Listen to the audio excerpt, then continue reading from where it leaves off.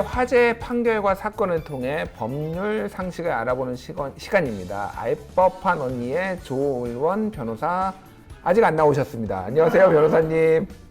안녕하세요. 지금 차가 너무 막혀서 지금 좀 늦어지고 있는데 정말 죄송합니다. 예. 조을원 변호사가 원래 그 스튜디오에 나오시는데요. 지금 차가 너무 막힌다고 우리 시청자 여러분들께 좀 사과의 말씀을 드렸고요. 지금 어디쯤 오고 계신 거예요, 도대체 지금? 지금 강변북로 거의 다 이제 빠져나와서 예. 가고 있는데요. 한 5분 정도 더 걸릴 것 같습니다. 알겠습니다. 가장 무엇보다 중요한 것은 안전 운전이니까 무리해서 오시거나 실수하시면 안 되고 천천히 오셔도 되니까요. 일단은 안전하게 운전해서 오시길 바라고요. 지금 블루투스 쓰고 계신 거죠? 손으로 막 이렇게 들고 계시고 그런 거 아니죠? 네. 블루투스로 지금 연결해서 말씀드리고 있습니다. 네. 자, 그러면은 강변북로에 나가 있는 조을원 리포터, 지금 교통 상황은 어떤지 좀 말씀해 주시죠. 농담이었고요. 예. 예. 자, 오늘 준비해 오신 게 직권남용 권리행사 방해 조국 교수 관련된 내용인데, 지난 17일에 조국 전 법무부 장관이 직권남용 권리행사 방해로 추가 기소가 됐고요.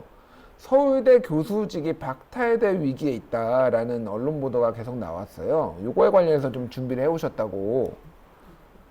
네, 맞습니다. 이제 17일 날 조국 전 장관이 저번에 한 번 12월 31일이죠. 예. 그 당시에 자녀 입시 비리와 그리고 사모펀드 관련해서 한 번 기소가 된 이후에 엊그저께죠. 1월 17일 날 유재수 전 부시장 관련해서 감찰 무마 혐의를 가지고 직권 남용이라는 것으로 현재 이제 기소가 되었습니다. 예.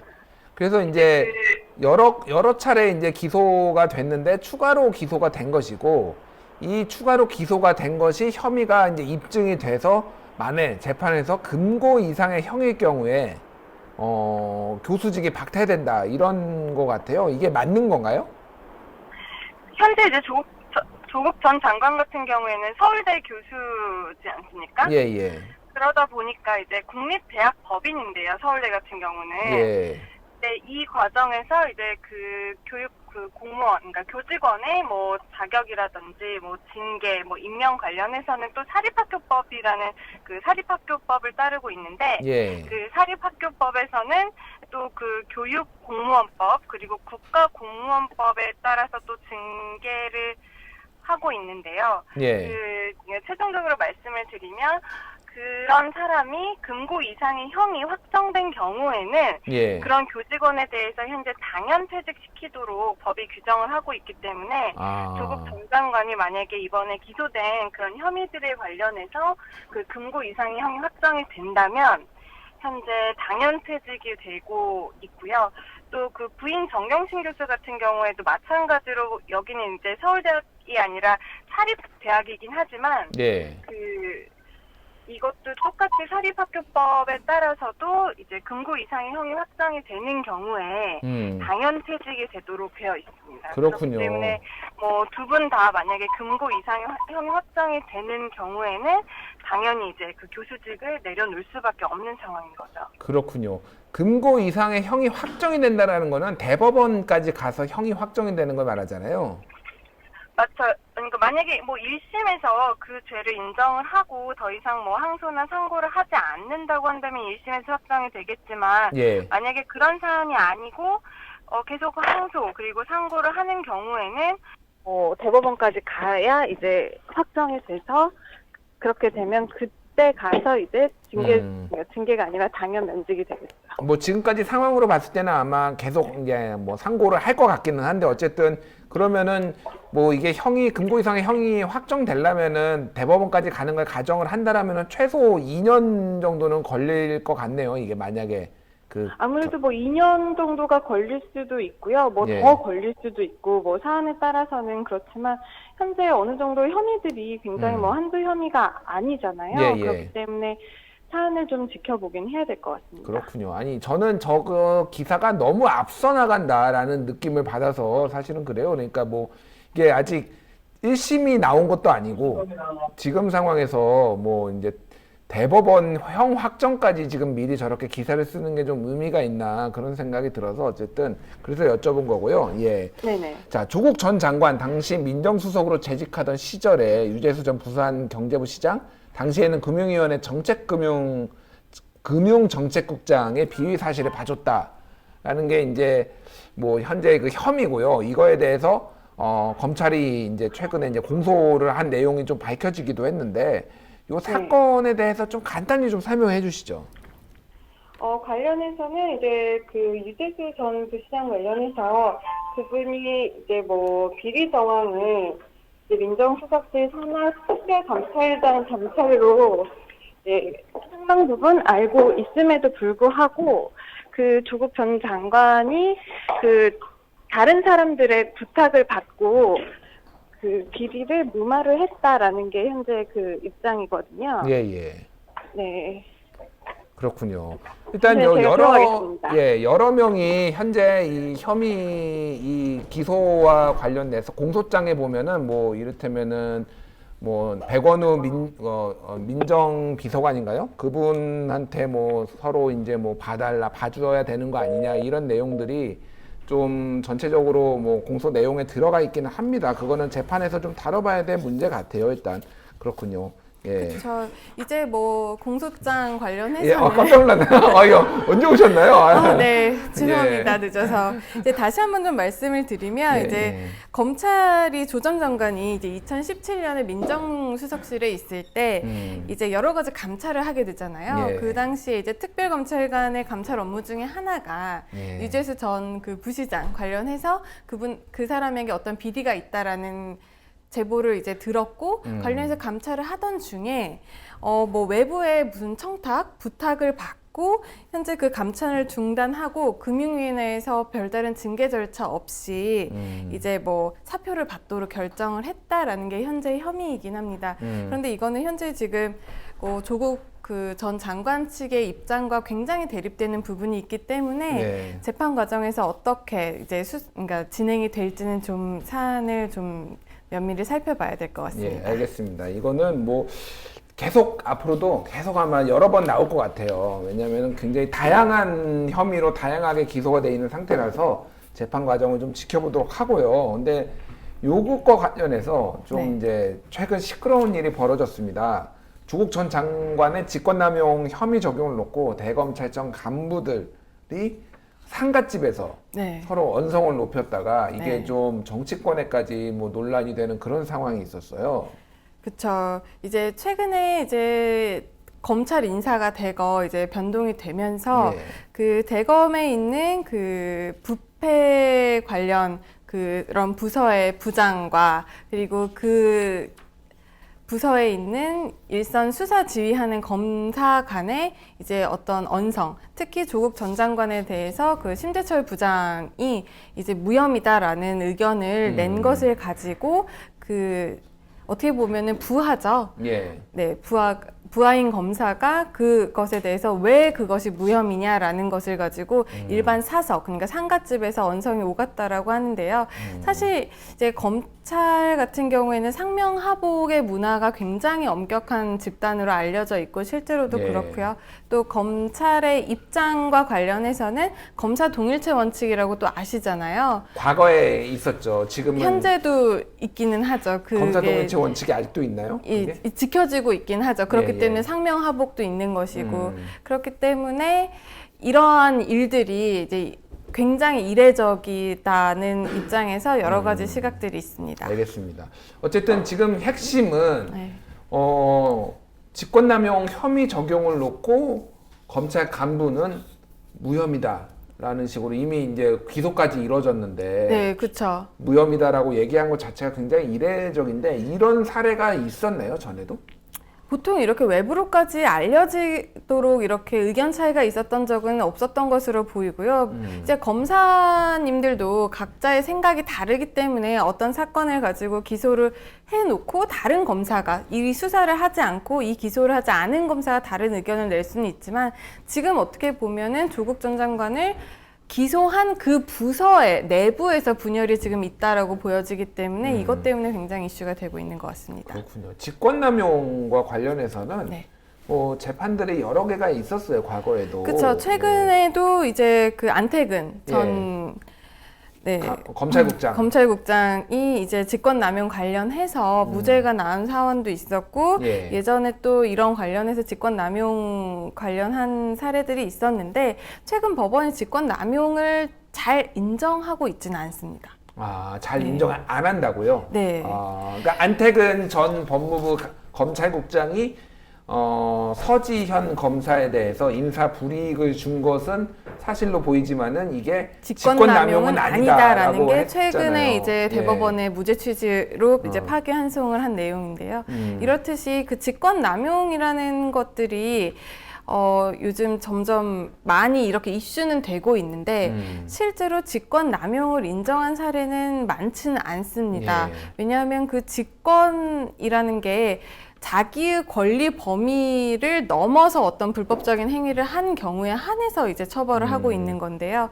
모든 그런 어떤 권리 행사를 할 때 그 특히 이번 조국 전 장관 사건도 마찬가지로 일면 비슷한 면이 있어 보이기는 하고 또 그 안태근 전 국장 같은 경우에도 그 인사 이동 문제에 있어서 불이익을 준 것이 어떻게 보면 재량권에 속한다라는 취지였거든요. 그렇기 때문에 재량 그리고 권한 남용을 어떻게 하면 과연 이게 불법적인 권한 남용인지가 현재 법원의 이제 판례를 봤을 때는 비교적 좁게 인정을 하고 있어서 이번에 직권남용 관련해서도 어떻게 이제 판단이 나올지 좀 주의를 해봐야 될 것 같습니다. 그렇군요. 예전에 이제 그 우병우 전 민정수석이나 이럴 때는 또 굉장히 직권남용을 굉장히 넓게 법원이 봐서 이게 전체적으로 그럼 직권남용을 전체적으로 넓게 이제 보는 판례들이 계속 쌓이고 있는 거 아니냐라는 시각들도 있었는데 다시 좀 이제 좁아지는. 네, 요새는 조금 다시 좁아진 것 같습니다. 그렇군요. 알겠습니다.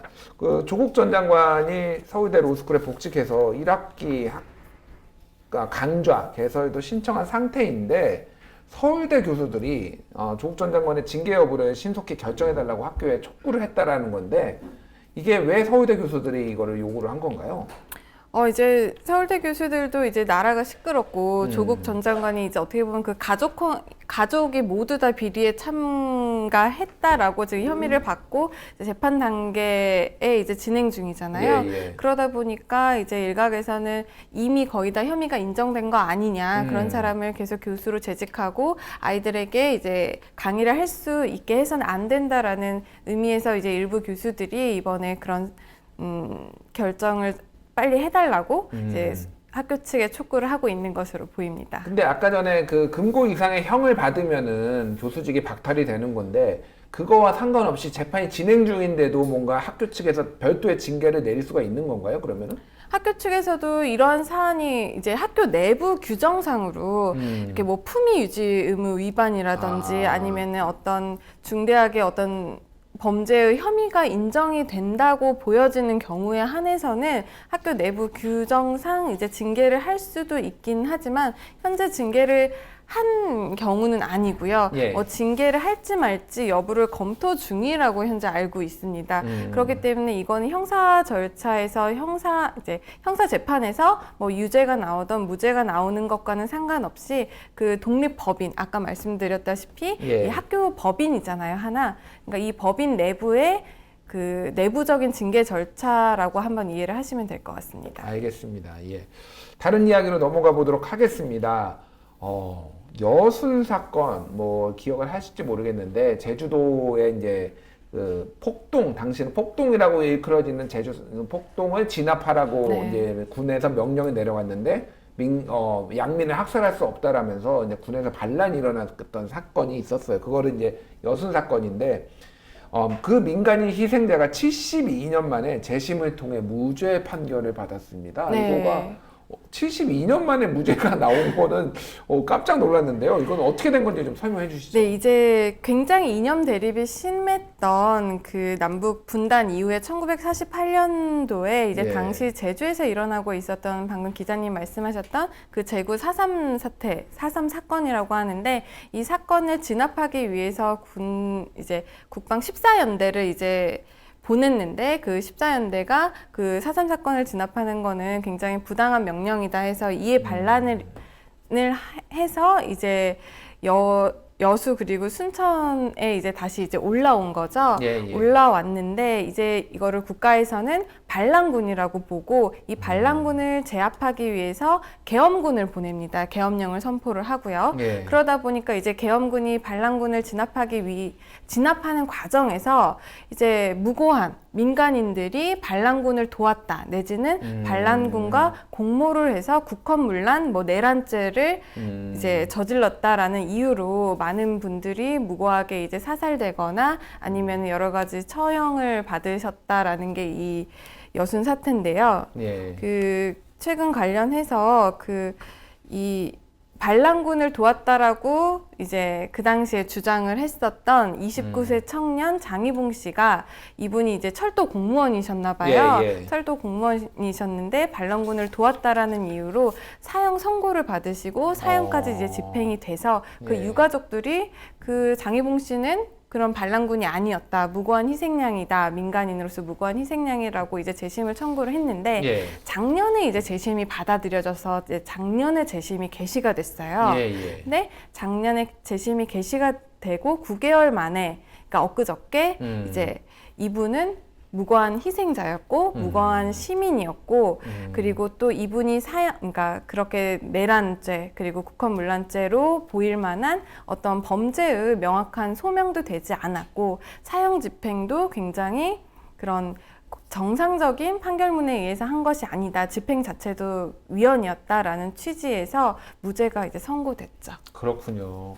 어쨌든 그 당시에는 여러모로 희생자들이 많이 나왔습니다. 아무래도 예. 이제 계엄령이 선포되면은 솔직히 반란군을 제압한다는 목적 하에 무차별 공격을 한 사건이 단순히 이번 이 여순 사건 하나뿐은 아니었잖아요. 예. 제주 4.3 사건도 마찬가지고 여러 가지 사건에 있어서 무고한 민간인들이 희생이 된 경우들이 많아서 이것을 과연 어떻게 국가 차원에서 어떻게 보면 국가가 저지른 불법 행위니까 예. 이거를 적절하게 배상을 해야 되지 않느냐 아니면 또 혹은 보상을 해야 되지 않느냐 명예를 회복시켜줘야 되지 않느냐 이런 문제들이 예전부터 꾸준히 제기가 되고 있었죠. 자, 배상과 보상을 말씀하셨는데 우리 시청자분들도 아시겠지만 배상은 불법 행위가 있을 때 배상을 하는 그쵸. 거고 불법 행위는 없지만은 뭔가를 이제 보상을 뭐라고 해야 되나? 그러니까 정당한 행위에 대해서 예. 어떤 대가를 지급하는 예. 것이 보상이고 그렇죠. 원칙적으로 예. 불법 행위에 대한 어떤 대가를 지급하는 것이 배상인데 이것을 뭐 배상의 문제로 본다면 국가가 나쁜 짓을 했기 때문에 배상을 받는 것이고 하지만 이거를 어떤 보상의 문제로 봐버린다면 예. 국가는 정당한 일을 했지만 어떻게 시혜적으로 이제 금전적인 대가를 지급하는 그 보상의 문제가 있어서 이런 국가의 불법적인 행위 자체를 과연 배상의 문제로 봐서 국가에게 막대한 책임을 지우는 게 맞는 건지 아니면은 당시에는 그럴 수밖에 없었다. 정치적인 예. 사안이고 정치적인 그런 상황 때문에 하지만 국가가 나중에 뭐 적절하게 보상을 해주겠다라는 그런 보상의 문제로 봐야 하는지에 따라서 뭐 금액도 달라질 수 있고요. 그런 절차적인 내용이나 어떤 여러 가지 국가 책임을 묻는 그런 그러니까 그런 내용에 있어서도 많은 부분이 달라질 수가 있기 때문에 굉장히 이걸 배상의 문제로 보느냐, 보상의 문제로 보느냐, 과거사 해결 문제와 관련해서도 많은 이견들이 있긴 합니다. 지금 이 상황은 어쨌든 무죄가 난 거는 맞지만은 이거를 이분들이 지금 뭐 보상이든 배상이든 받는 건 아니고 이거는 별도로 국가를 상대로 소송을 걸어야 되는 상황인 건가요, 그러면?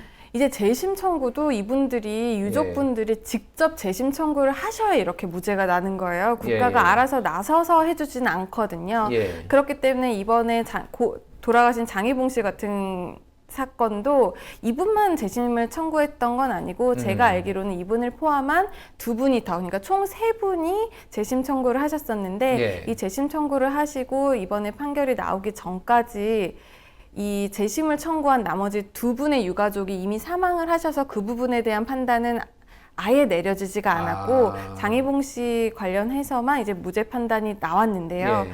이렇듯 이제 국민이 어떻게 보면 유족이 직접적으로 국가에 재심도 청구를 해야 되는 문제고요. 재심으로 이제 무죄가 나왔다라고 한다면 무죄가 되었기 때문에 이분은 억울하게 이제 사형이 집행이 된 거잖아요. 그렇기 때문에 국가를 상대로 국가 배상, 원칙적으로는 국가 배상 청구도 해야 되는 겁니다. 그건 또 별도의 소송이 해야 되는 그쵸. 거죠. 이거는 또 아까 무죄 나오는 거는 형사 절차고 또 국가 배상 문제는 또 손해배상으로 민사 절차입니다. 그러니까 다 유족들이 해야 되는 번거로움도 있고요. 또 하나 여기서 또 문제점은 이제 일반적으로 국가 배상 같은 손해배상은 뭐 안날로부터 뭐 3년, 뭐 안날로부터 1년, 뭐 이튿날로부터 10년 이런 소멸시효가 또 있어요. 그러니까 뭐 예전에 뭐 살인죄라든지 어떤 형사 범죄를 저지르면 공소시효가 몇 년이나 따지듯이 민사에서도 이런 소멸시효가 있는데 이 72년 만에 무죄가 난 거면 이미 이튿날로부터 10년은 훨씬 지나간 일이잖아요. 그렇기 때문에 이걸 또 국가배상을 받을 수 있다, 받을 수 없다 이런 문제들도 옛날에 많이 제기가 됐었거든요. 그렇군요. 네, 그래서 그렇기 때문에 이제 이런 문제들이 빨리 해결이 되어야 될 것으로 보입니다. 그래서 이제 뭐 특별법을 제정을 해야 된다라고 하고 이번 판결에서도 이런 억울한 피해를 형사 절차를 통해 개별적으로 바로잡으려 하지 말고 특별법을 제정해 일괄적으로 해야 된다라고 판결문에도 나와 있다고 하더라고요. 네, 맞습니다. 그렇군요. 참 어려운 문제예요. 근데 특별법을 또 일부 이제 의원들이나 법조계에 계신 분들은 모든 거를 다 특별법으로 만들면은 그게 무슨 특별법이냐 일반법이지라고 말씀하시는 분들도 있더라고요. 그렇죠. 이 관련해서 여순 사건 관련해서도 여순 사건의 뭐 피해 회복과 보상을 위한 특별법이 현재 국회에 지금 입법이 올라와 있어요. 그렇기 때문에 이게 과연 20대 국회 내에서 통과가 될 것이냐, 통과가 되지 않을 것이냐도 많은 분들이 주목을 하고 있고요. 20대 국회요? 네, 현재. 20대 국회는 그냥 자동 폐기되지 않을까요? 네, 뭐 네, 한번 지켜봐야죠. 예. 그렇기 때문에 법들이 이렇게 특별법으로 하는 이유는 일반법을 만들기가 굉장히 애매해 버리기 때문이에요. 예. 왜냐하면 일반법을 만들어 놓으면 법령이 어느 정도 자세해야 어떤 사안에 적용을 시킬 수가 있는 건데 일반법으로 너무 포괄적으로 만들어 버리면 이 법 자체에 이 사안이 적용될 것인지 여부 자체에 해석의 문제가 엇갈릴 수가 있기 때문입니다. 그렇기 때문에 이렇게 세부적인 사안에 대해서는 그리고 특히 이런 뭐 굉장히 오래된 사안에 있어서는 이렇게 특별법을 제정을 해서 그와 관련된 문제들을 해결하는 게 오히려 실무적으로는 바람직하다고 생각이 됩니다. 알겠습니다. 과거에 워낙 우리 한국에 억울한 피해를 많이 당하신 분, 독재 정권에 특히 그래서 이런 분들의 어떤 피해 구제가 좀 절실한 것 같아요. 그래서 뭐 우리가 몇 개만 얘기를 해봐도 뭐 인혁당, 뭐 간첩단 조작 사건, 뭐 조봉암 뭐 사형 사건, 제주 4.3 뭐 줄줄이 있어요, 사실은. 그래서 어디까지 특별법을 제정을 하고 또 이분들의 억울한 피해를 좀 구제를 하는 것이 맞는가는 좀 정치권이 좀 뭐 머리를 맞대고 좀 묘안을 내야 되지 않을까 그런 생각이 듭니다. 제 개인적인 생각으로는 이렇게 지나간 일이라고 우리가 너무 아니라고 무관심하게 대처할 것이 아니라 그분들이 있었기 때문에 지금 우리가 있는 거잖아요. 그렇기 때문에 이런 문제에 대해서 항상 각별하게 좀 세심하게 주의를 기울이고 정당한 피해 회복과 명예 회복을 하실 수 있도록 국민이 좀 뜻을 합했으면 좋겠습니다. 예, 알겠습니다. 훈훈하게 마무리는 하고 오늘 뭐 약간 늦으셨지만은 아니요 뭐 막히면은 뭐 장사 없습니다. 예. 그래서 항상 늦으시더라도 안전운전하고 안전이 최우선입니다. 네, 오늘도 감사합니다. 나와주셔서 너무 감사합니다. 알법한 언니의 조론 변호사였습니다. 감사합니다. 네, 감사합니다.